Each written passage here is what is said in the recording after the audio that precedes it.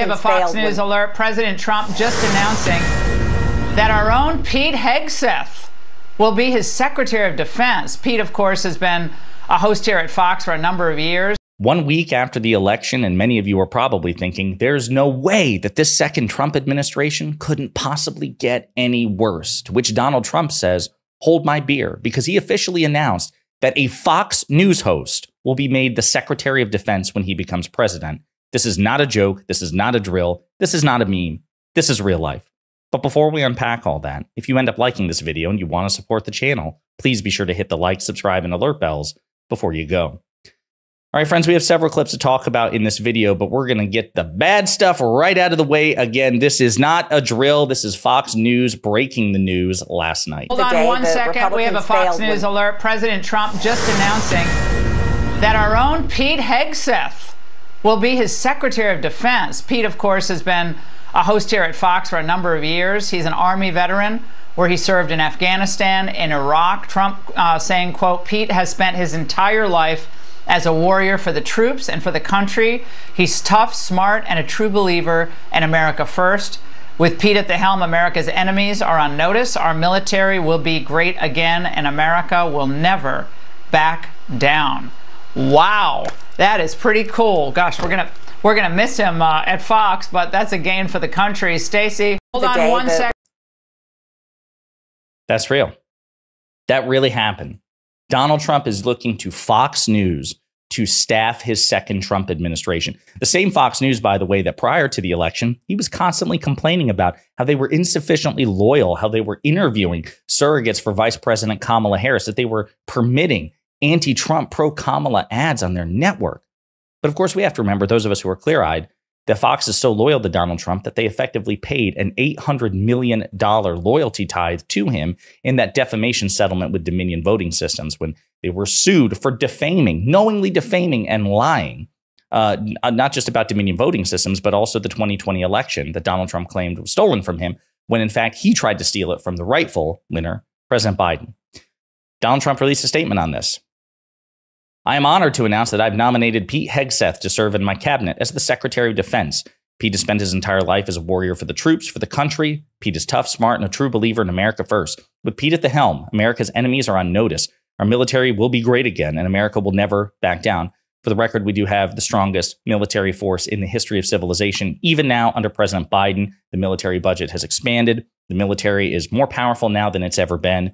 But of course, it's a meme among MAGA that the military, that somehow like Russia's military is more powerful than ours, even though they've been getting wrecked in Ukraine. I digress. Whatever. Pete is a graduate of Princeton University and has a graduate degree from Harvard University. I thought these were nonsense elite institutions, that these were woke colleges. I don't know why you're touting his education from these Ivy League universities, unless, of course, you secretly believe that it's actually kind of cool that you get these degrees from Princeton and Harvard. Again, inconsistent, dishonest. I digress. He's an Army combat veteran who did tours in Guantanamo Bay, Iraq, and Afghanistan. For his actions on the battlefield, he was decorated with 2 Bronze Stars, as well as a Combat Infantryman's Badge. Pete has been a host at Fox News for 8 years, where he's used that platform to fight for the military and veterans. Pete's recent book, The War on Warriors, spent 9 weeks on the New York Times bestsellers list, including 2 weeks at #1. The book reveals the left-wing betrayal of our warriors and how we must return our military to meritocracy, lethality, accountability, and excellence. So, again, a couple of things. It was the Republicans who opposed the PACT Act, which expanded veterans' health care. It was initially bipartisan. Then Republicans reneged on it to try to screw President Biden.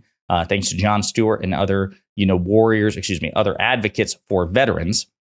The PACT Act was ultimately passed, but that was because of Democratic pressure, liberal pressure, progressive pressure, and it happened under the Biden administration. I would also point out that when Donald Trump talks about accountability, when he was president, he actually rescinded DOD policies which reduced accountability and transparency, including on the number of drone strikes and civilian deaths, which occurred under the Trump administration. President Biden has since restored those policies, so there's more accountability under the Biden administration than the Trump administration. But again, I digress. Pete also led 2 veteran advocacy organizations, including, leading the fight for our warriors and our great veterans. Nobody fights harder for the troops, and Pete will be a courageous and patriotic champion of our peace through strength policy. So again, I got some other clips to play. Actually, I guess I'm just going to go ahead and let me play this first clip from Adam Kinzinger, another veteran, a former Republican congressman. This is his sense on Pete Hegseth's nomination to be Secretary of Defense. Obviously, it's weird, and there's only one reason he's doing it, because he's on Fox News, and that's what Donald Trump picks based on. I know Pete, like I haven't talked to him actually much recently, but I know him, and particularly prior to his life in Fox News. And he actually is very smart when it comes to things like defense policy. He used to, I remember his last deployment to Afghanistan, he actually was putting out this kind of newsletter he would do every week or so, filling folks in. But the question is, what kind of Pete Hegseth is going to show up? That one? Or is it going to be the Pete Hegseth that's on Fox News that just tries to be loyal to Donald Trump? And that's why he was picked, because of his loyalty. Obviously. Yeah, it's going to be the Pete Hegseth that we see now. Again, there's no doubt that this guy is very bright, right? I'm sorry, you don't graduate from Princeton and Harvard. And if you see him on Fox News, again, he's not an idiot. Is he dishonest? Yes. Is he sycophantic? Of course. But Pete Hegseth is a bright guy. He's also spectacularly unqualified for the role. We'll get to that in just a second. But to Adam Kinzinger's point, this isn't going to be the serious conservative Pete Hegseth, which would probably be bad enough. It's going to be the MAGA culture warrior lunatic who is only about Trump and not about the Constitution or the United States. So 2 years ago, Pete Hegseth relocated from his family from New Jersey near Fox News headquarters to a small town outside of Nashville, Tennessee. The red state move was on brand for the Fox and Friends co-host, who takes his kids shooting, posts pictures wearing anti-President Biden slogans, and emphasizes his Christian faith. Look into this a bit more. Hegseth's worldview was shaped by the wars of the George W. Bush era. As a student at Princeton University in the wake of the 9/11 attacks, Hegseth wrote a letter to the school paper in defense of military action when a fellow student urged restraint.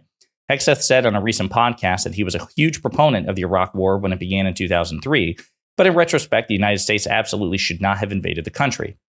After graduating from college, Hegseth went to work for Bear Stearns, the ill-fated investment bank. He deployed to Guantanamo Bay with the New Jersey Army National Guard. He once told an interviewer that he watched news coverage of the Iraq War and felt, quote, "I need to find a way to be a part of this." So he pulled a bureaucratic hat trick and moved from the National Guard to an active duty role.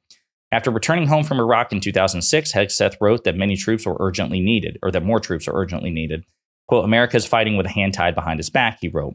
In between deployments, Hegseth ran a veterans advocacy nonprofit group and studied at Harvard University. In 2012, he briefly ran against Amy Klobuchar for the United States Senate seat in Minnesota. He got smoked by his own admission, and it might have been the best thing that ever happened to him because it steered him towards Fox. After a brief stint as host on The Blaze, Glenn Beck's streaming platform, Hegseth signed with Fox. When his predecessor on the morning news show, Tucker Carlson, was promoted to prime time, the weekend morning show, Tucker Carlson was promoted to prime time, quote, "They just threw me in and said, do you want to try guest hosting? And it must have gone all right," Hegseth told podcast host Jack Carr. Sorry, that sentence was a struggle. In October 2017, Trump invited Hegseth to a dinner at the White House, a very vivid demonstration that Trump was a loyal Fox News viewer and schmoozer. In 2018, Hegseth was reportedly under consideration to run the Department of Veterans Affairs, but it didn't come to pass. In the years thereafter, Hegseth focused on his Fox platform and fully transformed from a veterans nonprofit leader into a telegenetic culture warrior. Fox executives saw him as a homegrown star of sorts and kept giving him more airtime accordingly, recognizing the right-wing network's viewers connected with his military service and pro-Trump crusade. This is who he is. This is a bit of a background about Pete Hegseth. Now, before I play the last clip, I want you to hear from this Politico piece. Who the F is this guy? Defense World reacts to Trump's surprise Pentagon pick. Okay. Quote, "Trump puts the highest value on loyalty." Eric Edelman, who served as the Pentagon's top policy official during the Bush administration, said in an interview, quote, "It appears that one of the main criteria that's being used is how well do people defend Donald Trump on television." One assessment was more blunt. Quote, "Who the fuck is this guy?" said a defense industry lobbyist who was granted anonymity to offer candid views. The lobbyist said they hope for, quote, "someone who actually has an extensive background in defense. That would be a good start." This pick will do little to quell fears inside the Pentagon and beyond that Trump, who jousted with his own defense secretaries, plans this time to install a loyalist who will unquestioningly carry out his policies. Trump's campaign trail rhetoric has primed fears that his second term could be a swift and decisive overhaul of the Pentagon. Trump's return is expected to bring a collective rollback of Biden administration policies, likely reinstating a ban on transgender troops ending abortion travel policies, reigniting battles over bases named for Confederate figures, slashing diversity programs, and use of troops on U.S. soil against civil unrest and his political enemies. Just goes on and on. Let's see. Oh, we're going to play this clip actually in just a second, so we'll skip to that part. Sorry. Separate clip. Hegseth, quote, Hegseth is undoubtedly the least qualified nominee for SecDef in American history and the most overtly political. Brace yourselves, America. Paul Rieckhoff, founder of Independent Veterans for America, said in a post on X on Tuesday night. He said that Hegseth was, quote, a highly effective and ferocious media, culture, and political warrior for MAGA and beyond loyal to and trusted by Trump.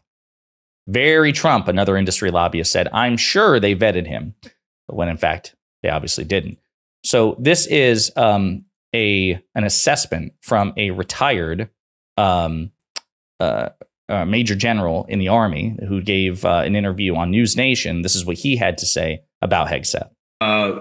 If Hegseth is confirmed, he'll be the most spectacularly unqualified person ever nominated and ever confirmed to this position.